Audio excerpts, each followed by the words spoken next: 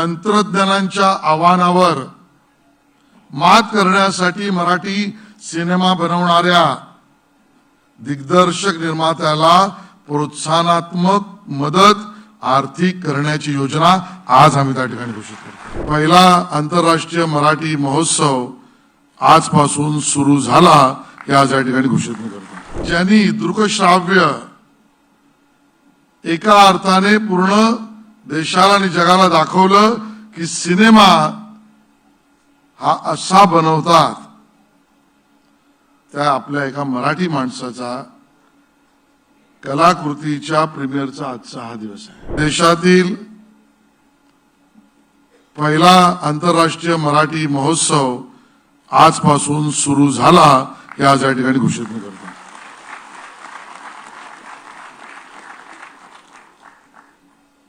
आपले सिनेमे 2016 पासून, बरोबर आहे ना असे मॅडम, आपण कानला घेऊन जायला लागलो सरकारच्या वतीने, पण काही महोत्सवांना आपण मदतही करायला लागलो, ती परंपरागत आहे। आमचे जब्बार पटेल साहेब पुणे फिल्म फेस्टिवल अतिशय उत्तम पद्धतीने करतात, जगभरातील लोक येतात। आमचे किरण शांतारामजी मुंबईमध्ये एक फिल्म फेस्टिवल करतात, जगभरातले सिनेमे येतात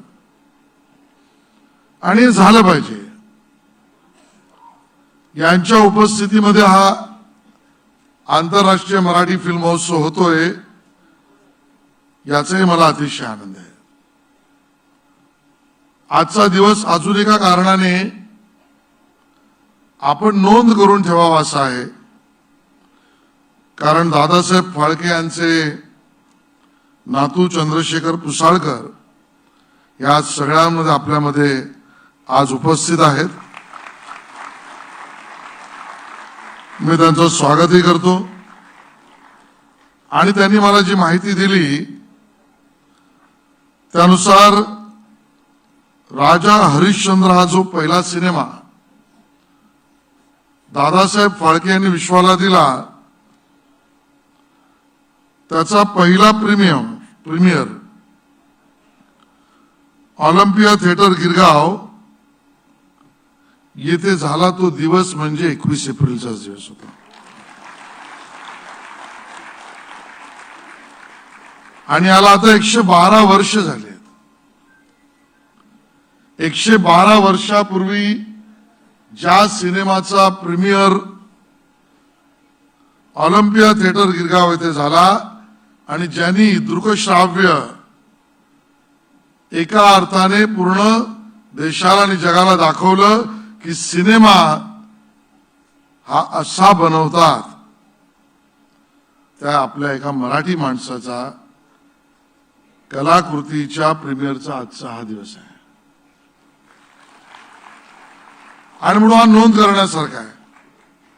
मी तर खारगे साहेब आपल्याला विनंती करीन, जगभरातल्या ज्या मोठमोठ्या इव्हेंट्स होत असतात त्या सगळ्या इव्हेंट्सना तारीख आणि महिना ठरलेला असतो, कारण जगभरातली जी लोक फिरणारी असतात त्या सगळ्यांना वर्षभराचं 2 वर्षाचं स्वतःचं वेळापत्रक हे लावायचं असतं, कारण त्या पद्धतीनेच ते त्यांची मार्गक्रमणा करू शकतात। जसा वर्ल्ड इकॉनॉमिक फोरम दाओसला तो कधी होणार ठरलेला आहे, कान फिल्म फेस्टिवल कुठल्या महिन्यात होणार तो ठरलेला आहे, तसा यापुढे मसे पाटील मॅडम 21 एप्रिल दादासाहेब फाळके यांच्या स्मृतीला अभिवादन करून मराठी चित्रपट महोत्सव आंतरराष्ट्रीय दर्जाचा याच काळात सुरू होईल हे आपण त्या ठिकाणी आज ठरवलं पाहिजे। 41 सिनेमे आपण दाखवणार आहोत, त्या सिनेमांचं कॅटलॉग या ठिकाणी प्रसिद्ध केलंय। एक मोठी परंपरा मराठी सिनेमाची आहे आणि मग त्यातल्या प्रत्येक अंगाची आहे। त्यात काम करणारे कलाकार आहेत त्यांचे आहेच, संवाद, लेखन, नेपथ्य, संगीत, गीतकार या सगळ्यांनी नटलेला आपला मराठी सिनेमा जर पूर्णपणे पाहिला तर वेगवेगळ्या टप्प्यांमध्ये तो काही ना काही महाराष्ट्राला आणि जगाला देणारच आहे. पण याचं अवलोकन आणि याचे योग्य मुद्दे जगासमोर मांडणं यामधले प्रयत्न अजून करण्याची आवश्यकता आहे. अशोक सराफ साहेब बोलत होते, म्हणाले मी ब्लँक झालो.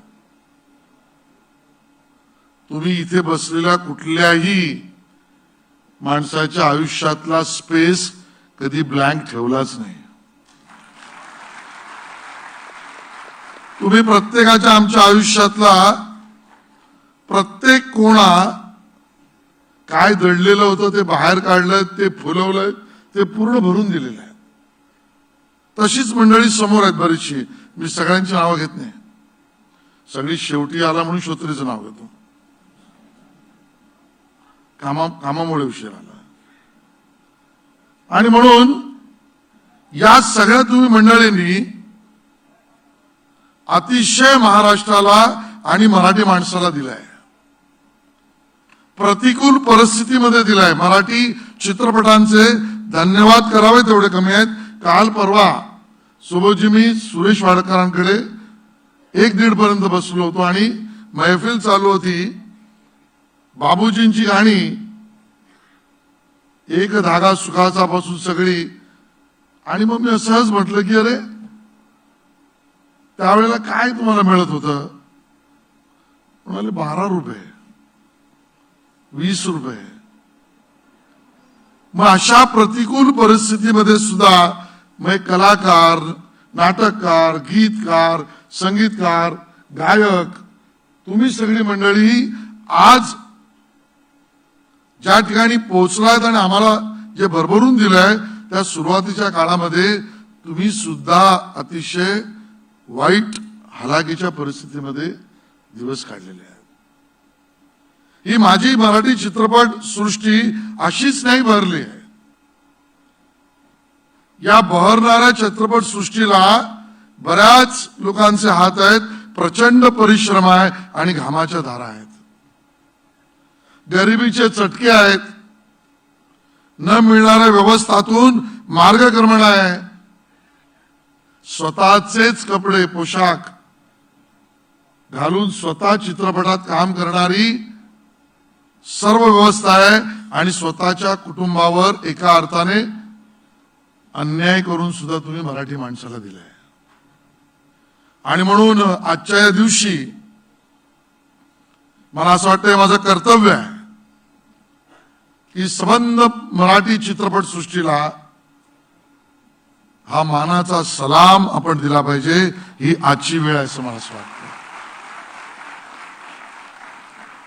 आतापर्यंतचा काळ कसा बसा, कधी आपलं कधी दुसऱ्याचं, कधी आपण फसून गेलो, कधी आपल्याला कोणी फसवलं, या सगळ्यातनं या चित्रपट सृष्टीने काढलाय. बरं मी बोलू शकतो याचं कारण सोनालीताई तुम्हाला माहित नसेल, मी भुक्तभोगी आहे.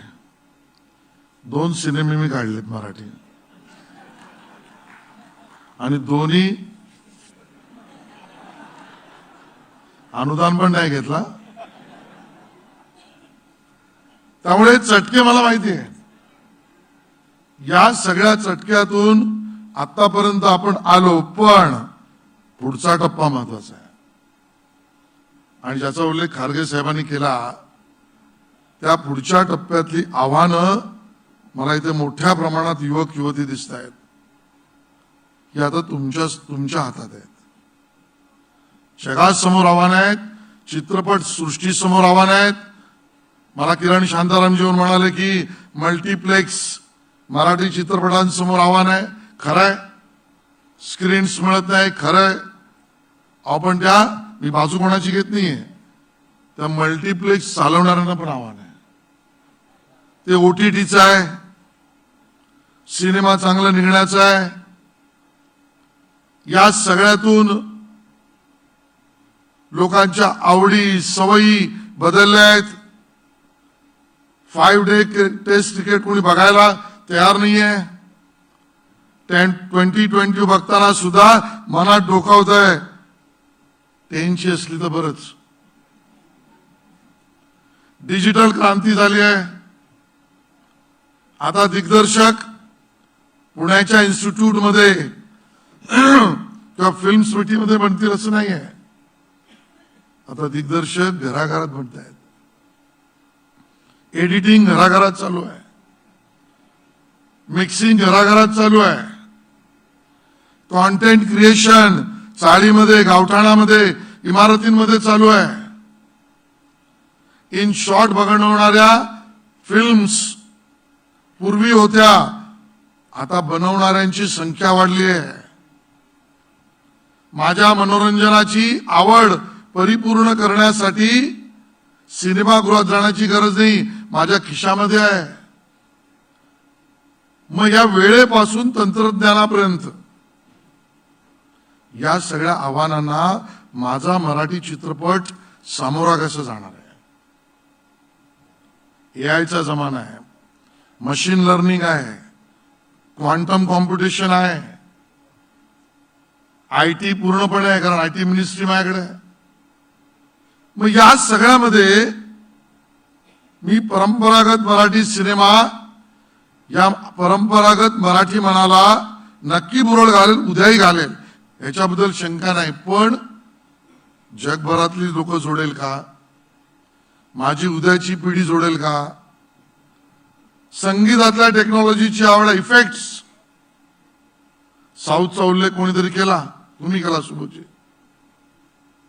आणि मग इफेक्टच्या पूर्णपणे परिपूर्तता करणारे सिनेमे, यात सगळ्यात आर्थिक गणित महत्वाचं आहे. मी एक झोप नावाची शॉर्ट फिल्म बघितली.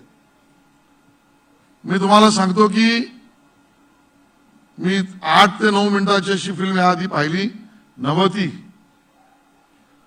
पण त्या 8-9 मिनिटांमध्ये पूर्ण विषय ताकदीने पोचवला.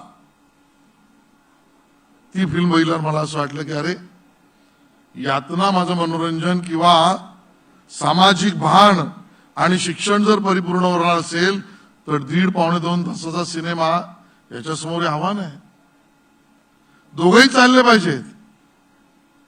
पण या सगळ्या आव्हानांसाठी मला असं वाटतं आजच्या कालखंडातला, या आव्हानांना सामोरं जाण्यासाठी आजच्या कालखंडातला दादासाहेब फाळके कुठे आहे? आजच्या कालखंडातले दादासाहेब फाळके ही आता काळाची आवश्यकता आहे. या आवश्यकतेला समोर घेऊन विचार करण्याची गरज आहे. आणि म्हणून त्यात आम्ही सरकार म्हणून, शासन म्हणून मागे राहणार नाही. मी मंचावरच खारगे साहेबांशी बोललो आणि आम्ही आता ठरवलंय, आज घोषितही करतोय, तंत्रज्ञानाच्या आव्हानावर मात करण्यासाठी मराठी सिनेमा बनवणाऱ्या दिग्दर्शक निर्मात्याला प्रोत्साहनात्मक मदत आर्थिक करण्याची योजना आज आम्ही त्या ठिकाणी घोषित करतो. आज घोषित करतो. भाषेवरची भांडणं आम्ही पाहिली हो, रोज पाहतोय. भाषेवरचे उपद्व्याप समोर पाहतोय, करणाऱ्यांना लखलाभ आहे. होय, मराठी भाषा टिकली पाहिजे, जगली पाहिजे, वाढली पाहिजे. मराठीच महाराष्ट्रात चालली पाहिजे. पण मराठी सिनेमाला, मराठी अभिव्यक्ती स्वातंत्र्याला, मराठी सृजनशीलतेला प्रोत्साहन आणि मदतीचा हाती पाहिजे. आणि शासनाची ती भूमिका आहे. विरोधाने माझी भूमिका वाढेल हा एक भाग झाला,